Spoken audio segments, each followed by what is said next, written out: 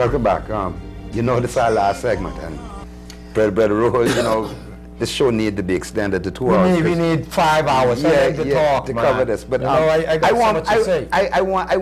really want to engage you further on that point. But I want to draw you on something else. Okay, good. Now we're talking about responsibility of manhood. You're a man. All my life, for quite. Well, I hope so. Yeah. You ain't been through no change. No. Well, you try. You have 3 children. I have 3 kids. You're trying to earn a living to take care of those children. Correct. And you got somebody who came from a different country who's blocking you from getting your rights to take care of your children. From South Africa. From South Africa. Yeah. Where they traditionally keep black people down in the old days. That's correct. And this fella blocking you now where you can't carry out your trade and your business that's on the correct. beach. Now first of all, what's your business and where, can you give us a little background? Well, I'm a vendor on Paradise Island Beach. Okay. All right? And like you know, Mr. Hanna, and you schooled me on this, the beach is public up to the high water mark. But Atlantis is telling me they basically own even up to the high water mark, or they own the access to get to the high water mark. This was never like this before. But what I would like to see accomplished here, because we don't have much time, we got to come back on this, is a couple of things. I would like for Atlantis to discuss with Earl DeVoe, who's in charge of this department, who don't listen to nobody. And well, Mr. DeVoe, though I don't want you to say that. He does listen to somebody, but he don't listen to the right people. That's right. Well, yeah, correct. Yeah. Well, anyhow, him and Kirshner administration to say that we will look, or we will come to some understanding that access could be afforded to all Bahamians to go from the Royal Towers Beach to the Cove. Just don't say Bahamians can't go in there. This is wrong. And secondly, I would like to come to some understanding with Atlantis through the Ministry of Tourism to let them vendors on the beach that are seeing hard times in September.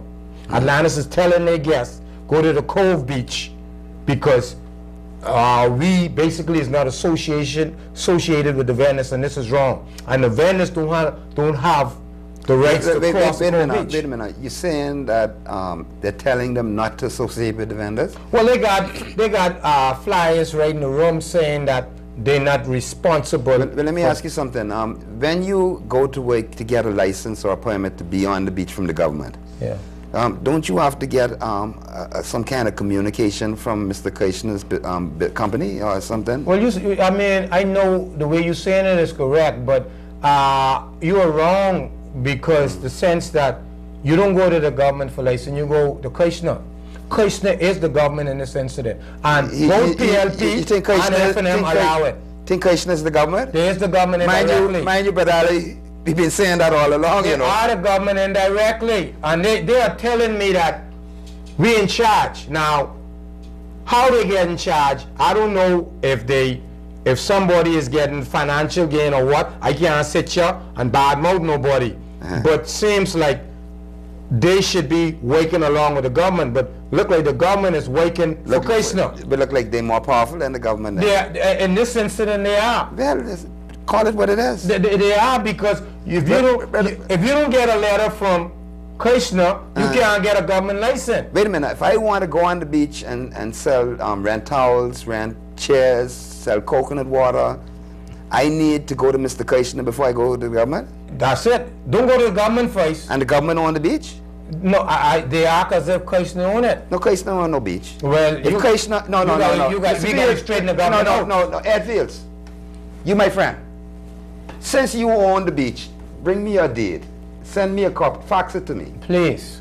Fax me a copy of that. Please. Send it to Mr. Jones. I'll get it from Mr. Jones for you. That's what they're telling me. I can't remember my office fax number to tell you, fax it to me now. But Mr. Fields, if you own that land, I want to jump on Mr. Christie or Mr. Ingram head. Or whoever gave you that, whether it's Mr. Pinlan, Christie or Ingram. It's some kind of conveyance going on. No, I don't know. No, I ain't think so. Well, we got to investigate this, Mr. Hanna. Well, they ain't recording none. They ain't recorded? No, they ain't recording. We better do research, because they're telling me Well, who's the Minister of Tourism now? Ms. Watkins and Vanderpool Wallace. No. My good friend. Yeah. Minister Vincent Vanderpool Wallace. Yeah. A man of integrity. Well, I like him too. And a man from the community. I'm please asking you to look into this, sir. Because I don't want to think that we got another Grand Bahama Port Authority operating out of Nassau. That's what we got. You know, you can't. You know, for you to do business in Grand Bahama, you got to have plenty of money, you know. If Brother Ali go to set up a shop in Freeport, with the size of floor space he have now, he got to go with an extra $20,000 just to open shop. And that's sad. Because you got to pay the port more than you pay the Bahamian government. Well, let me say this, Dion.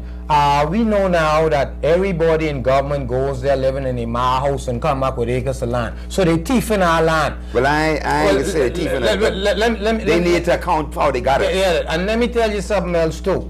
The only thing the Bahamian people could say when it comes to land that the law say we have some rights to is the beach. And I would ask the Bahamian people, you got to wake up. You got to stand up for what is right. You have kids like I have kids.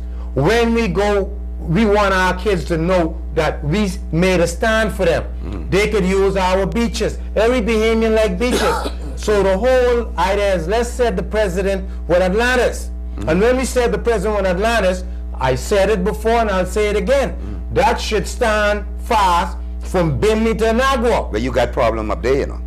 Right now, I just come out of Grand Bahama. Yeah. The Xanadu Beach. Yeah. I don't know if you're familiar with that. I know Xanadu Beach. Okay, but they put some big boulders. The fellas put some big boulders so people can't get access, to stop them from getting access. Well, they got to come down. I'm an advocate for the beaches. No, and they got to come down. I want to carry you to Freeport because the brothers I spoke to about earlier, the Identity Council. I got plenty of friends. That's number one on their agenda. They want to do something about that now. So let's go. Because, you know, Fred Mitchell, and I'm going to ask Brother Ali to come in this, because I think this goes back to our question of identity.